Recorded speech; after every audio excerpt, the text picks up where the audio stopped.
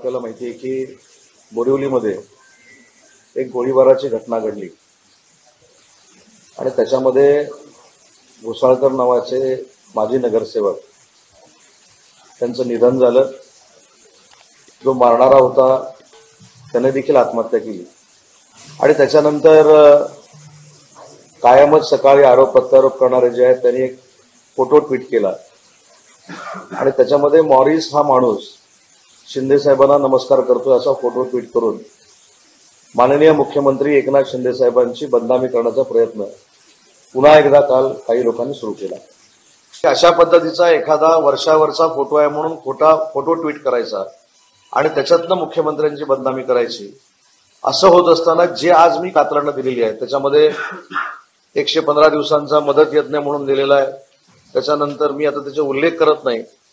त्याच्यानंतर क्रिकेट स्पर्धेच्या उद्घाटनाचे फोटो आहेत. त्याच्यानंतर काही नेत्यांच्या वाढदिवसाचे फोटो लावलेले आहेत. त्याच्यानंतर महापौर यांच्याबरोबरचे फोटो आहेत. त्याच्यानंतर मॉरिस हुए सन्मानित अशा नावाने एक बातमी आलेली आहे, ती देखील आपण वाचणं गरजेचं आहे. मला असं वाटतं की याला मोठं करण्याचं काम हे सामनामधनं केलं गेलं. याच्या सामाजिक कार्याला पाठिंबा सामनामधनं होता आणि घोसाळकरांच्या सामाजिक कार्याला पाठिंबा हा मातोश्रीवरनं होता, हे याच्यातनं स्पष्ट सिद्ध होतं.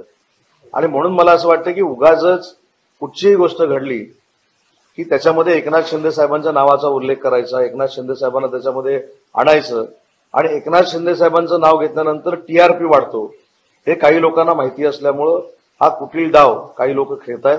आणि म्हणून मला या पत्रकार परिषदेच्या माध्यमातून एवढंच सांगायचं आहे, पत्रकारांना देखील विनंती करायची आहे की आरोप प्रत्यारोप होऊ शकतात हे आम्ही समजू शकतो, टीका होऊ शकते हे देखील समजू शकतो, पण आपल्या अंगावर आलेलं पाप हे दुसऱ्याच्या माथी मारायचं आणि त्यांना बदनाम करायची ही प्रवृत्ती जी काय आहे याला छेद आपण देखील सगळ्यांनी दिला पाहिजे या मताचा मी आहे. कारण जे कागदपत्र आम्ही तुम्हाला दिलेत, काही ट्विट देखील आहेत, म्हणजे मी कोणाच्या मार्गदर्शनाखाली काम करतो, मी कोणाला आदर्श मानतो आणि मी कोणाला आदर्श मानून भविष्यामध्ये काम करणार आहे असं मॉरिसने टाकलेली ट्विट देखील आपल्या सगळ्या सोशल मीडियावर आपल्याला बघायला मिळतील.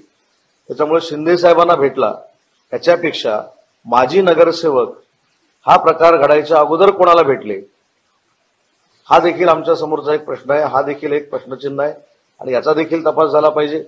नक्की फेसबुक लाईव्ह मध्ये जे कॉम्प्रोमाइज झालं ते कॉम्प्रोमाइज करण्याच्या मागे कोण होते हे देखील जनतेसमोर आलं पाहिजे. हे कॉम्प्रोमाइज करून त्यांच्याकडे जाऊन तुम्ही बसून हे मिटवा हे सांगणारे कोण होते हे देखील जनतेसमोर आले पाहिजेत. आणि म्हणून ज्यांनी उभाठामध्ये एकत्र काम करण्याचा निर्णय घेतला, जो कालच घेतला, फेसबुकमधनं आपण बघितलाय, त्याचं समर्थन एकनाथ शिंदे साहेब कसं काय करू शकतात हा साधा सेन्स असण्याचा भाग आहे.